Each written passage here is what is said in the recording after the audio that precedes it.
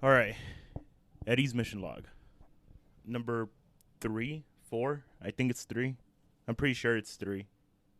Let's just go with 3. All right. Before I start, Devin, I'm not sure if the AC is going to be an issue. And if it is, I'm sorry. Actually, let me just close the door. And if it's still an issue, I'm fucking sorry. All right, Devin. All right, I'm sorry. Give me one moment.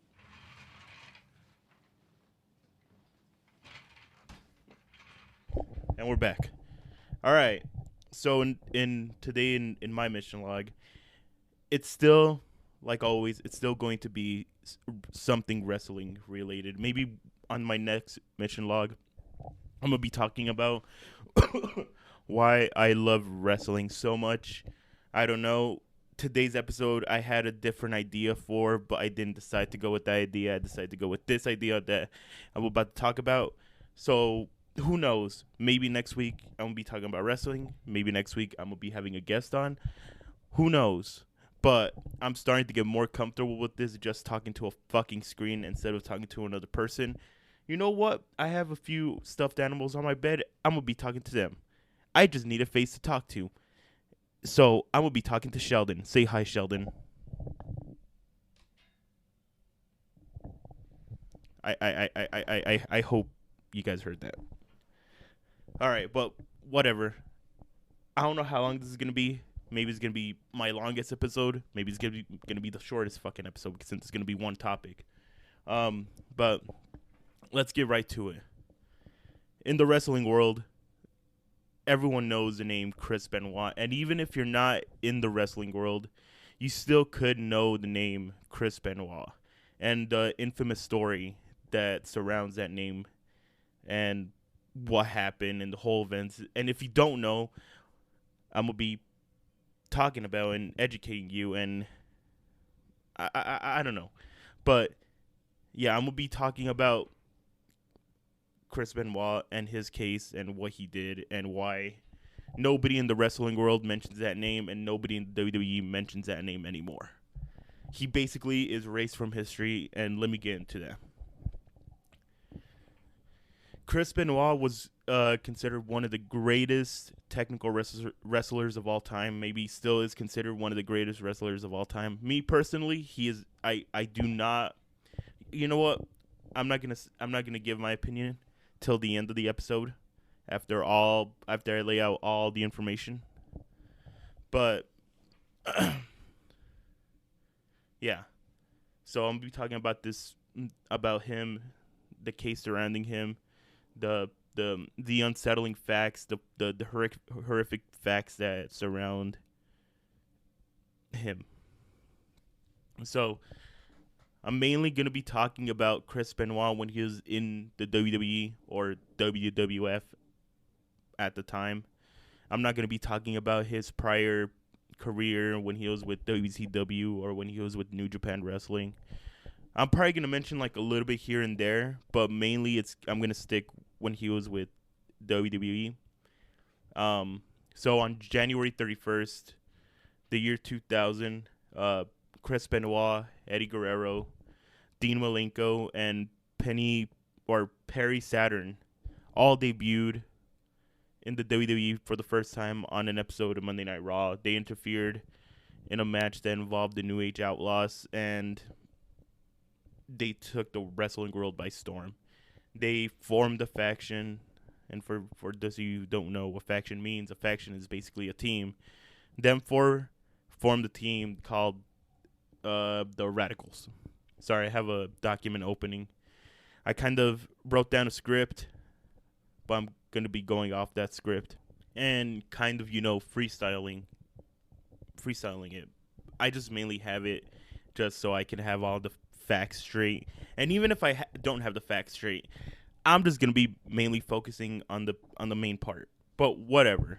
So, um, yeah. So they were in a team. They feuded with the New Age Outlaws, and after he was still in tag team action, he won the intercontinental championship here and there.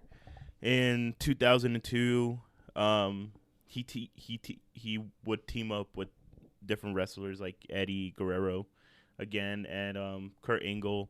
Even at one point, I think he won the tag team champions. Why do I keep saying that? Even at one point, he won the tag team championships with Kurt Angle. Then he lost it to I think Eddie Guerrero and Chavo Guerrero. I think they were called Los Guerreros. I wasn't into wrestling at this time, probably because I was like 4 when he no when he, so when he debuted, I wasn't even born, and when he won all these championships, I was like 3 or 4. Excuse me. Um, but a couple years after that, where he was out of the tag team scene and was on a singles run, he won the Royal Rumble. I think it was in 2004. Yeah, in 2004 he won the Royal Rumble. The last two wrestlers were the Big Show and him. He eliminated the Big Show and won the whole thing. And then he went on to main event WrestleMania 20. And became the new World Heavyweight Champion. He defeated Triple H, I think, by tapping him out. Man, I think this is going to be my shortest mission log. Or probably after this, I'm going to be bullshitting and giving my predictions about the NBA Finals. God damn, it's hot. All right, whatever. So WrestleMania 20, Chris Benoit became the new World Heavyweight Champion. That same night, Eddie Guerrero became the new WWE Champion. I forgot who he defeated. I think it was Shawn Michaels, or was it? I forgot. Eddie became the new champion. So at the end of the night, when Benoit won the match, Eddie came down to the ring and hugged his friend. I think they were best friends. He hugged his friends. They were celebrating in the middle of the ring. Confetti was going all over the place. Fireworks were exploding all over the place. It was a happy moment because the fans finally saw their favorite wrestlers becoming new champions and leading the company into the next era. But probably like a year after WrestleMania, in I think it was 2005. Yeah, 2005 in November, Eddie Guerrero died. He passed away. I think it was because of cardiac arrest. I could be wrong, but Eddie Guerrero passed away, and that really took a toll on Chris Benoit. He went into a depressive state. He shut everybody out. He just wasn't himself after that, as according to some people that from 1 or 2 articles that I read, he just wasn't himself. He was in grief, and he even thought about opening a wrestling school after Eddie died. Let me see if I'm missing anything. Yeah, no, I haven't missed anything. But yeah, he wanted to open up a school, and after Eddie died, that's when a lot of these things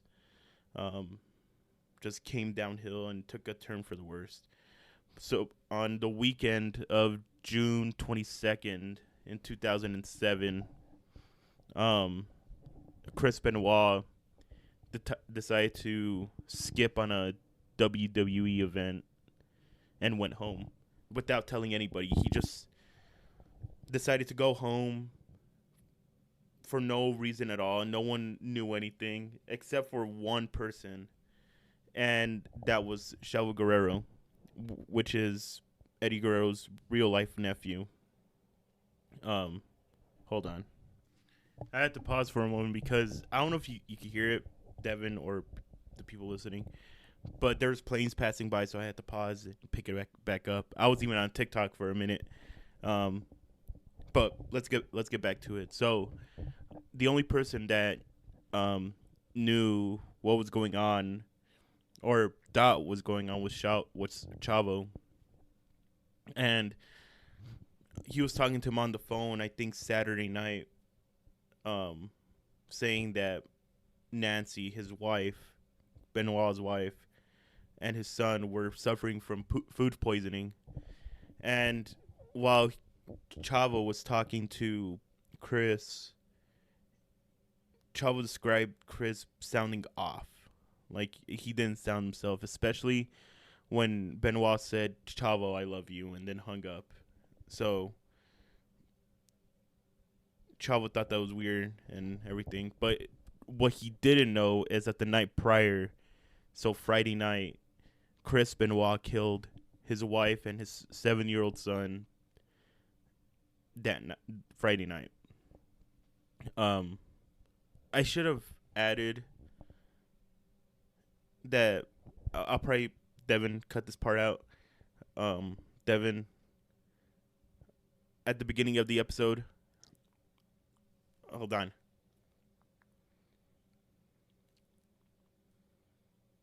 There you go. There was a hair in my mouth. Um, at the beginning of the episode, Ken Yu announced saying that this episode might be a little bit sensitive for some people or something like that. Just make a quick announcement. If you want me to do it, then I'll do it. But back to the episode. Yes, back to the episode. Friday night he killed his son and his wife.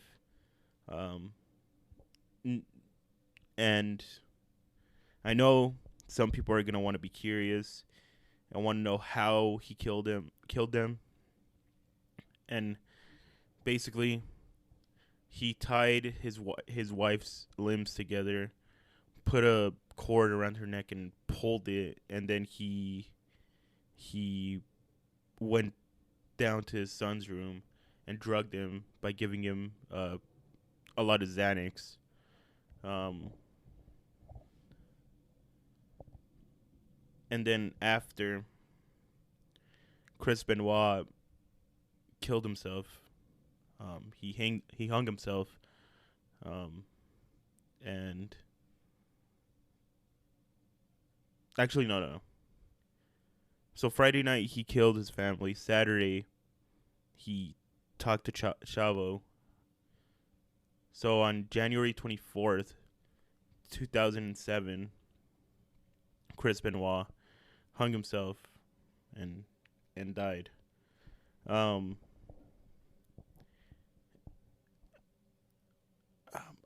don't know I don't know how to lead off from this, but basically when they were doing his autopsy, they found that his body contained 10 times the normal levels of testosterone. Sorry.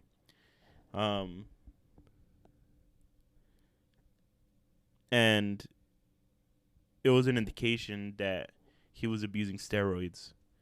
And some even speculated that he was abusing steroids for 20 years. But during his era, it was kind of normal to take steroids. But that's just a whole nother controversy. Also, after Chris Benoit died, his father, Michael Benoit, decided to give his brain to a neurosurgeon. A neurosurgeon. His name was what was the name? Julian Bales. He was a head neurosurgeon at the West Virginia University. God, hold on. I need to make this text bigger. It's so freaking small. Oh man. Give me one moment, guys. Hold on. That's better. Let me see. Where was I?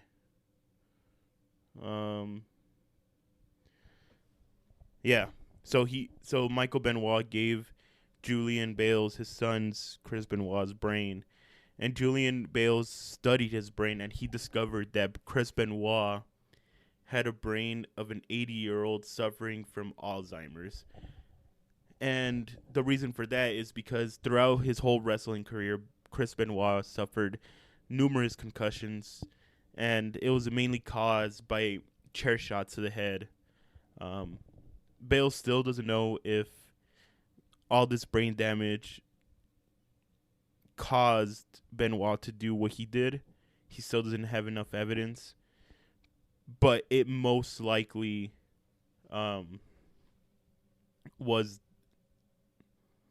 the reason why, because of the brain damage. and he wasn't all there, and he suffered. He was abusing steroids. There were a number of what's the word? Number of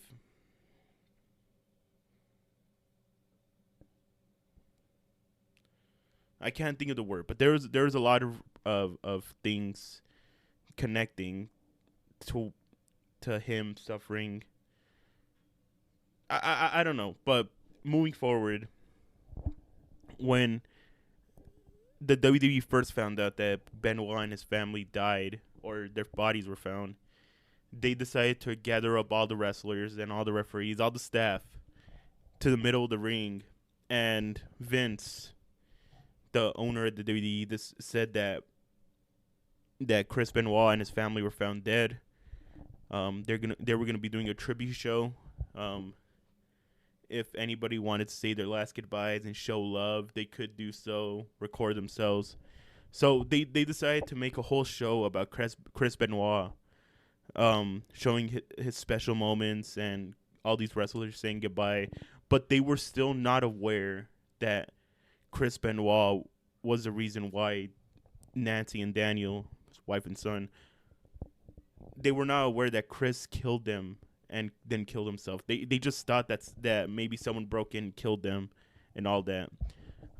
So they decided to do the right thing, which they thought was the right thing, and I understand that because they did the same thing with Eddie Guerrero. So they decided to do a tribute show to him. And then not too long after, they found out that Chris Benoit was the reason why Daniel died that night and Nancy died that night. And then he killed himself. So they decide. Devin, I'm sorry. There's kids, screaming next door playing. So if their voices get caught, don't freak out. It's not a ghost. It's just some kids, my neighbors. Yeah, it was my neighbors. I think they calmed down for now. I had to pause it real quick. So yeah. Once they found out that Chris Benoit did these horrific things, they decided the next Monday Night Raw to speak about it. Vince did a pre-recorded message saying, I forgot exactly what he said, but he basically said, from here on out, we will not be mentioning Chris Benoit's name. We're not going to mention his accomplishments. We're not going to talk about him ever again. Just this one time, this last time, and ever since then, they have not mentioned Chris Benoit's name. And they've informed the wrestlers to not talk about him. If you look at the WWE history, his name doesn't come up. And even if in video packages, they kind of blur his face out, or they try not to use a certain footage. He literally got erased from the WWE history. And since then, nobody's talked about him, and for good reason.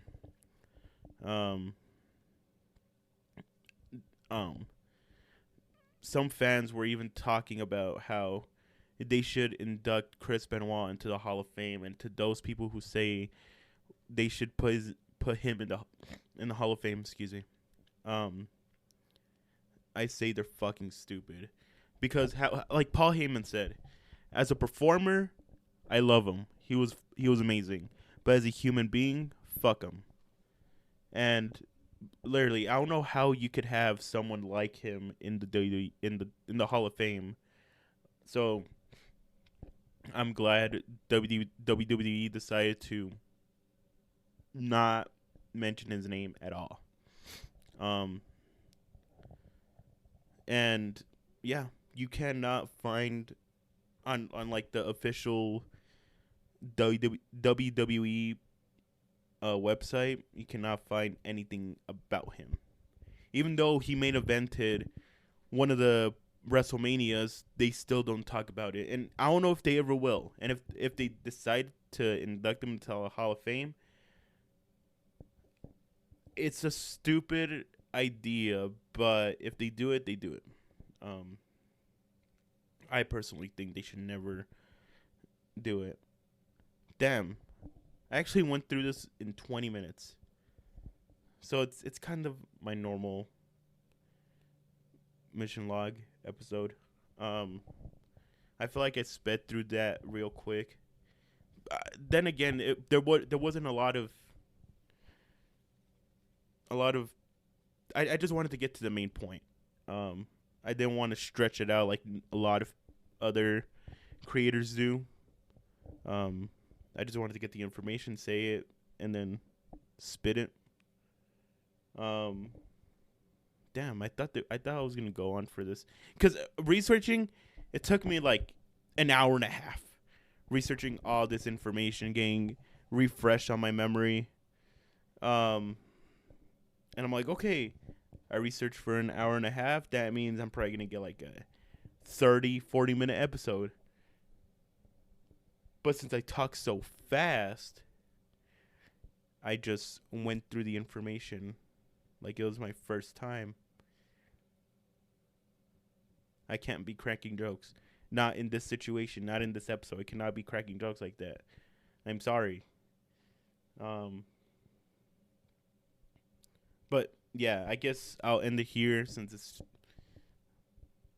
yeah, I'll just end it here. Maybe next week I will talk about. Oh, actually, I this mission log is gonna come out Friday.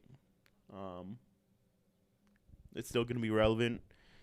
My pick for the NBA Finals champions are the Denver Nuggets. For those of you who don't know, the NBA Finals is going on right now, and my pick to win are the Denver Nuggets. They're going up against the Miami Heat. And if the Nuggets do win, the Finals MVP would be Nikola Jokic or Jamal Murray. I personally believe it'll be Jokic. If the Heat win, then it's gonna be Butler for the MVP. But I say Nuggets in 6. Nuggets in 6, I believe. All right, guys. I'm out here. I'll talk to you guys later.